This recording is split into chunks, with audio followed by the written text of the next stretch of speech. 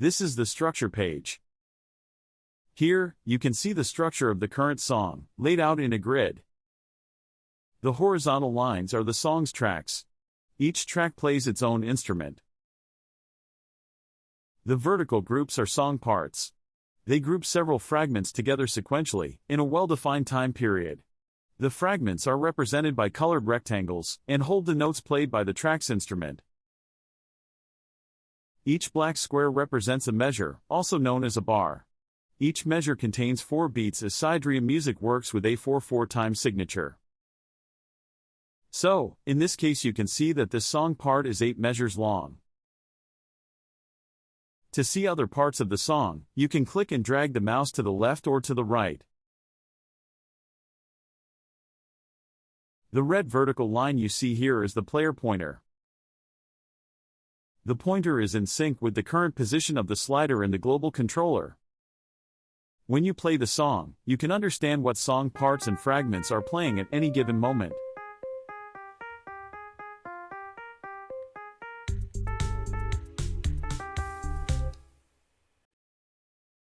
You can select a song part by clicking on its header. You can select a fragment by clicking on its rectangle. And, you can select a track by clicking on its header. Whenever you select a fragment, you will notice that all other fragments with the same model and variation are also highlighted. By the way, every fragment has a label. M stands for model, and V stands for variation. You'll notice that only one of the highlighted fragments have a red border. This is to tell you that only the fragments with a red border, and only in this specific song section, will be affected by your actions in the song's structure. As you can confirm, the other fragment instances belonging to the verse 1 section are also marked with a red border. So, any changes you make in the structure will only affect the verse 1 section. On the other hand, if you edit the fragment's notes, then all highlighted fragments will change. Let's see a quick example. If you decide to move this fragment to the right, using the Move Right button at the bottom, you will notice that the fragment has moved. But the others on different sections, highlighted, but without the red border, have not moved. However, as expected, all the other instances of verse 1 have been changed too. Let's put it back. As you already know, if you do a single click on a fragment, you will make a simple selection. If you double-click it, you are automatically taken to the fragments page so that you can see what notes make up the fragment. You can then edit the fragment if you wish. Remember that if you make a change here, that change will affect all highlighted fragments, and that's because they are all copies of each other. On the top selectors you can see the fragments identification, track, model, and variation. That information corresponds to what is shown in the structure page, on every fragment. The buttons on the bottom of the structure page become available according to the kind of object that is selected. You also have a context menu, accessible by clicking the right mouse button. The menu changes according to the object that is selected, or the point in empty space where you invoke it. For instance, let's select this fragment used in the intro section. You can edit the fragment's notes, and it has the same effect as double-clicking the fragment. You are taken to the fragments page. You can also duplicate the fragment. There's also a dedicated button at the bottom of the page that you can use. Now you have another copy of the same fragment, and the song section has stretched. You can append another or replace it with a different fragment. Remember that each track has its own fragment, so you can only replace with another fragment from the same track.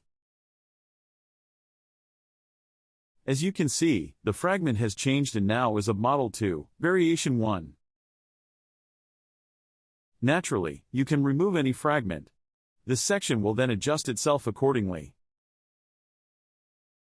As an example, let's improve this intro section. Let's listen a little bit.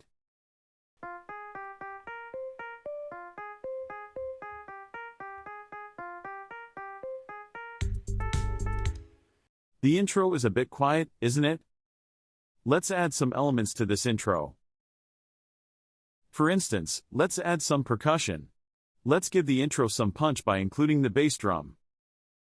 Somewhere along the section, over the track's empty space, invoke the context menu and add the bass drum fragment. Now you have a bass drum in the song's intro. Let's hear it again.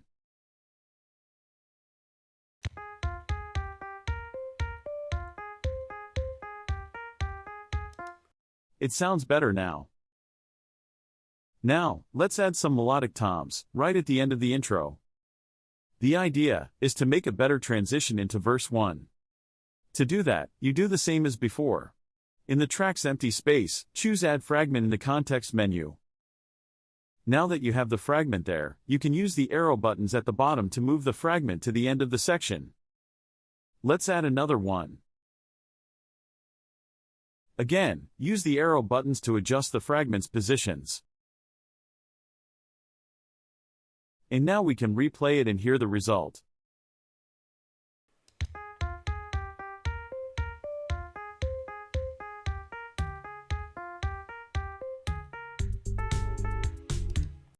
Well, you got the idea. You can also manipulate song parts. If you select the intro song part by clicking its header and invoke the context menu, you can then move the part towards left or right, duplicate it, or remove it. For instance, if you would like to play the intro section twice, you can select Duplicate. You now have a second instance of the intro section. You can make the song longer by repeating certain sections. Any song part can be freely moved around. This way, you can change how the song flows. You can move song parts by using the context menu option. You can also use the arrow buttons located at the bottom of the page. For now, we don't need a duplicate intro, so let's just remove the misplaced song part. If the duplicate or move operations are not convenient in a certain situation, you can also insert a song section directly. To do that, first select the song part that is after the insertion point you want to use. Then, use the Insert button. The Insert Song Part pop-up is shown with a list of the available song sections that can be inserted. Remember that song parts are just copies of song sections. Sections are always unique and are never directly used, because they serve as models. When you select a section in the list, Cydrea Music will create a copy of it as a song part. Let's tell Cydrea Music that we want to put a bridge here. Now we have a new song part that acts as a copy of the bridge section. Having a bridge right at the beginning won't be nice. Well, we don't really want it. We can also manipulate and change the properties of the tracks. To select a track, click on its header. With the context menu, we can edit, mute, make solo, or remove that track. Let's mute this track. This is the full song with no mutes.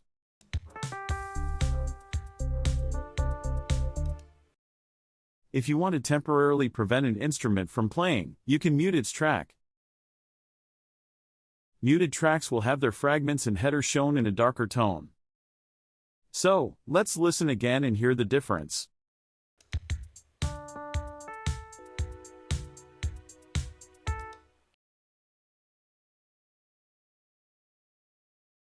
You can unmute the track again, or all tracks at once if you have more than one muted track.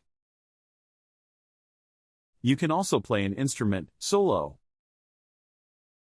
If you want to hear just the bass track, select it and click Solo on the context menu. As expected, every track is muted except the one you chose. Resume play again, with the controller, to listen.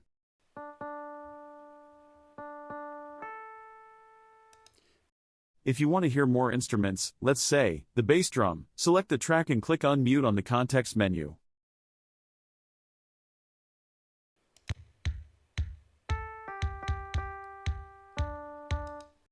You can hear any combination of tracks by using the mute, unmute, and solo commands. You can use unmute all now to get all your tracks playing again. You can also remove tracks. If you don't want the crash cymbal track, you can remove it using the context menu or the remove button at the bottom of the page. Finally, you can change the properties of a track, affecting the way it sounds. For instance, let's focus on the first track that plays a drawbar organ.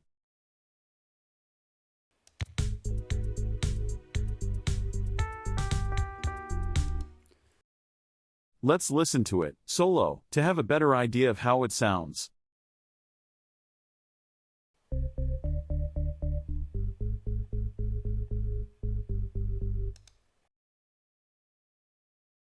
If you don't like how this instrument sounds and want to change it, you can edit it by double-clicking on the track's header or use the context menu.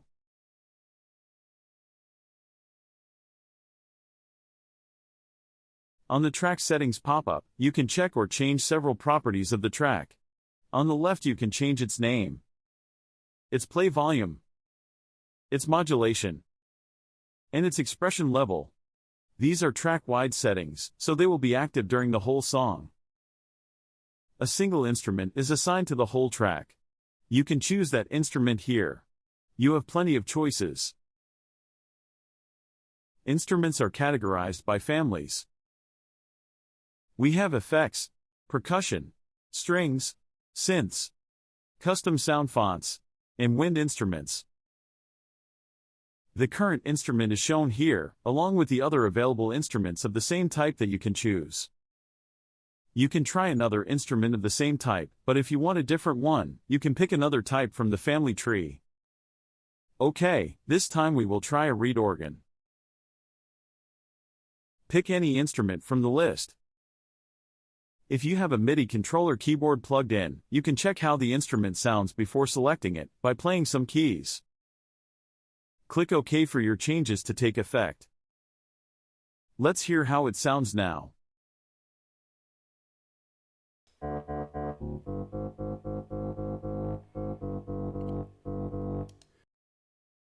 If you think it's too low, you can try changing its volume or expression level. Let's put the instrument a little louder. Let's hear the final result. We can try it now with all instruments playing together. For that, we just need to select Unmute All. And this is it.